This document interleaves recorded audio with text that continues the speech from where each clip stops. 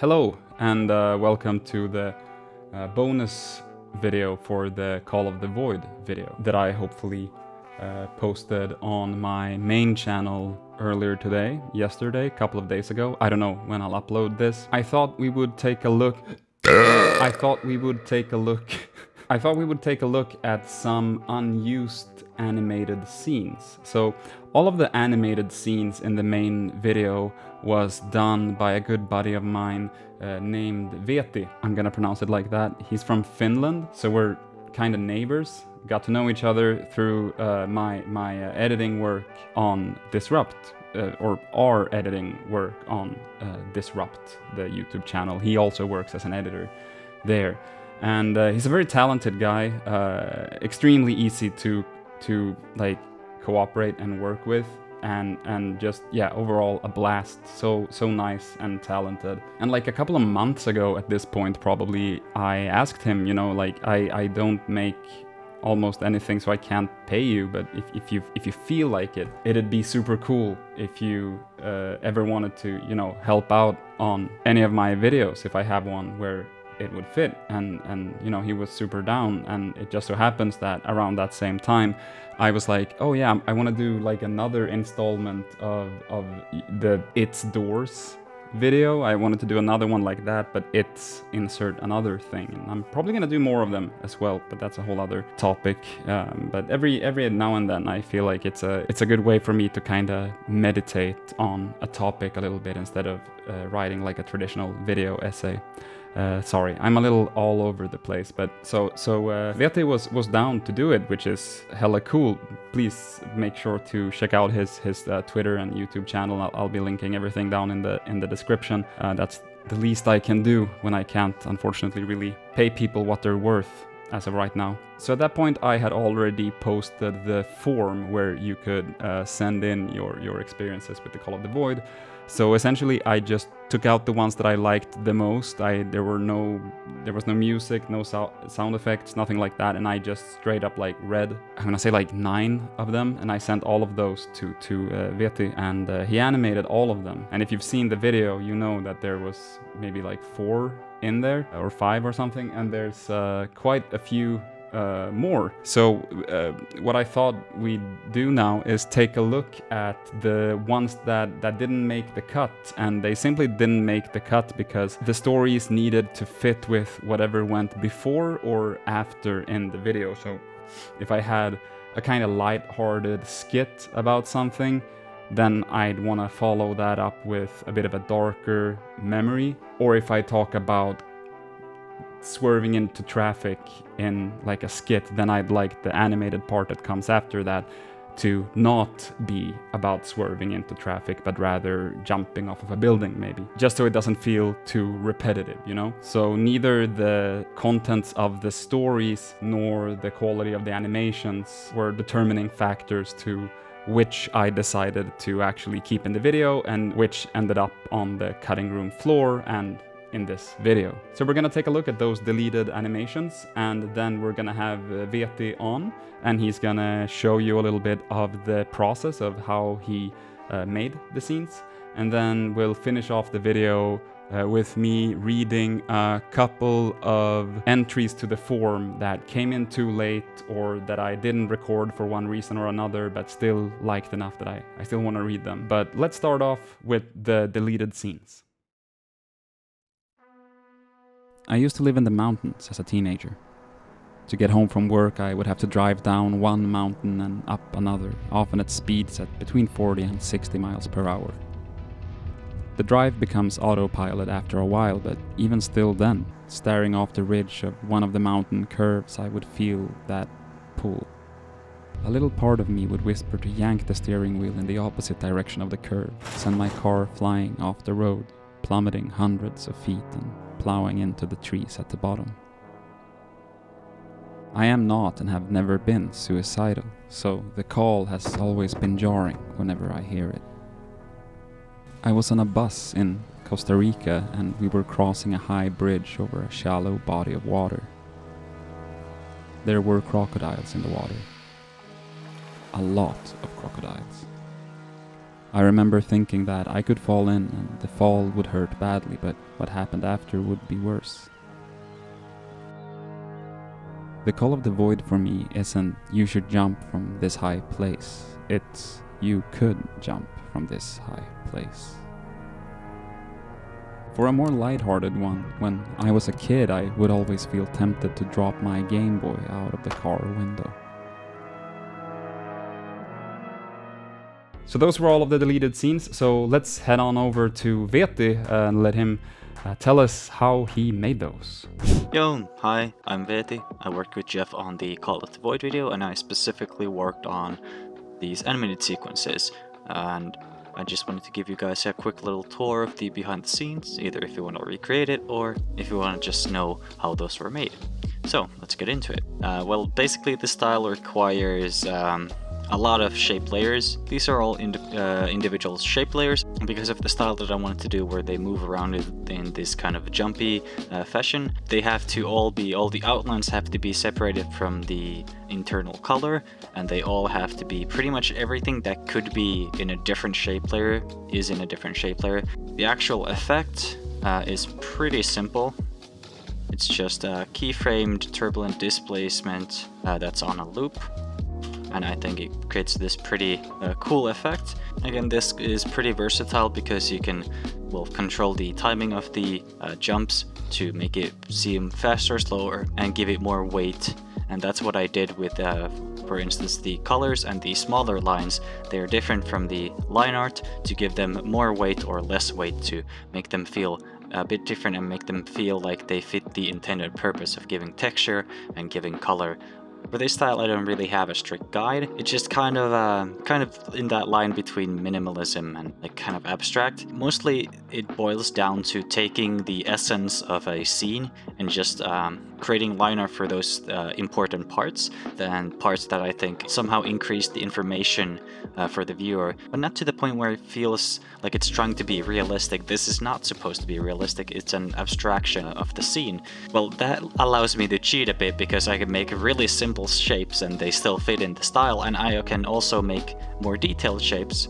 Like for instance here, the car is a lot more detailed than, for instance, the bus stop here, and the plank is more detailed than the stuff around it, etc. But I think it all pretty well fits because it's all about attention and creating a feeling of a scene instead of creating a realistic scene. For the color palette, we wanted to go for something pretty muted, just because it fits that theme of it being these images of the void drawing these people in. I think it works out pretty well. It creates this very monochromatic kind of feeling where all of these slightly more colorful pieces really stand out and can really draw attention. These tentacles were made by taking a black shape layer and adding the scribble effect on top of it, messing around with some of the parameters to get the feeling I wanted, and then adding a roughen edges to make them not feel too uniform. The shape of the tentacles is made by taking masks and masking out the black fill layer, which is the area where the scribble will then generate. And that's how you create those tentacles, and then you can move them because they're masks, and they look pretty cool in my opinion. Another thing about this style that gives it that kind of abstract, minimalist type of feeling is that a lot of these scenes utilize stock footage and stock images as heavy inspiration and sometimes even tracing. And that helps me a lot because I don't have a strong drawing background. I can understand the basics. I can create like human shapes decently well. For something like this where the perspective is pretty weird, I use a stock footage, which is, I think it was something around this size, and then I just abstract the rest of it. And sometimes I utilize stock footage for just parts of the image, like for instance here, the car is a different stock photo from the garage, which was an empty garage. Then I just kind of fixed the car's perspective a little bit, and then added some details into the background, added the door, etc. So yeah, I hope you have watched the Call of the Void video, which you definitely have, right? And if you haven't, go watch it now. And thanks to Jeff for letting me be on this. Bye. Thank you, Veti. Very informative, very cool. Love seeing how other people work in After Effects, and I hope that you, even if you're not an After Effects user, still found it interesting in one way or another. Again, his socials and everything's going to be down in the description. Go check that out, please. That's, you know, the least I can do is try to at least bring some people over to his stuff. So please go check him out. Do me a favor and go do that. Thank you. Now let me read a couple of submissions that I never recorded, but that I still thought were that had something that very well could have made the video. For all of the ones that didn't make the video, don't feel bad. I read all of them. I liked all of them, but you know, some stories are more fitting for this sort of treatment. I think The Call of the Void is fascinating. I've experienced it as a young teenager all the way through my adult years, most recently a week ago. The most notable experience was when I was 13 years old. I was on a hiking trip, nothing too exciting, mostly dense woods and some cliffs. We had stopped at the top of a small waterfall, maybe 15 to 20 feet in height. My recollection of that day is pretty foggy, but I remember stopping to stand at the edge, fascinated by the movement of the water cascading over the rocks and swirling down in the pool below. I also remember noticing the lack of guardrails in this remote location and being struck with the desire to get as close as possible. I felt the pull.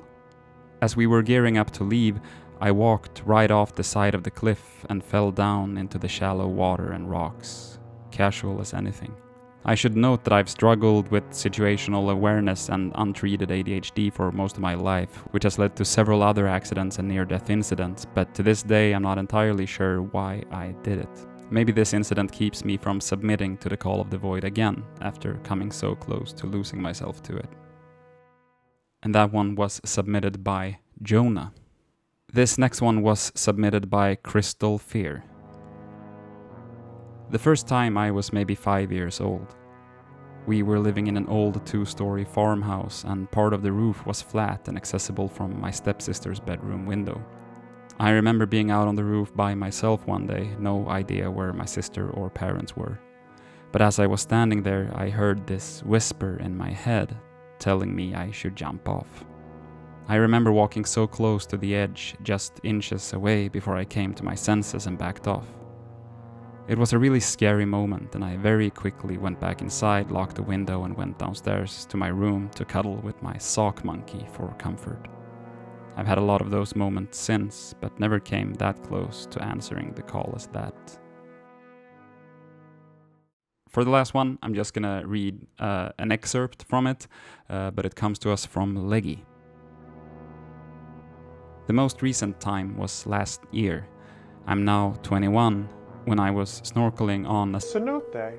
For context, until that moment I had always said that I didn't understood cave diving, and the people need to see more of those black holes. It's not like you're gonna see anything anyways, it's just rock underwater.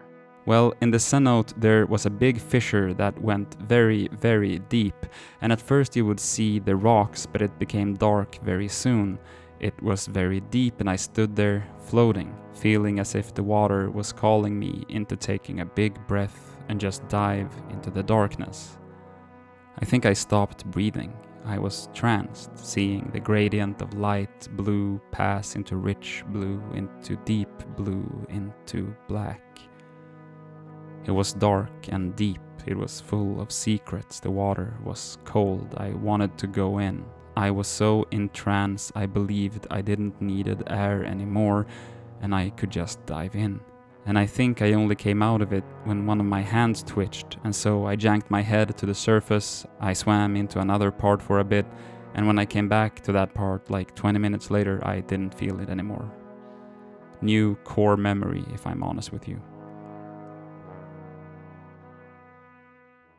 And that's it. Thank you for watching this bonus video. Thank you for watching the main video. Please check out the Patreon if you haven't. Would really appreciate that. Hope you have a good day. If you're wondering about the facial hair growth right now, got a bit of a 1 or 2 week stubble going on here. This is what I like to refer to as the production beard. I shave it off right before I film, but during the writing and research, I usually, let it grow a bit. So the fact that it's getting this much maybe hints to the state of the next video that I'm currently in deep in writing and researching for.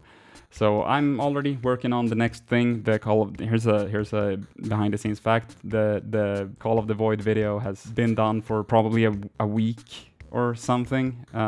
That's why I made the SCP video that I did before, because those are easy to make, so I could just get that out really quickly and then start working on the Call of the Void video, which meant I could finish that in advance and then start working on the next one.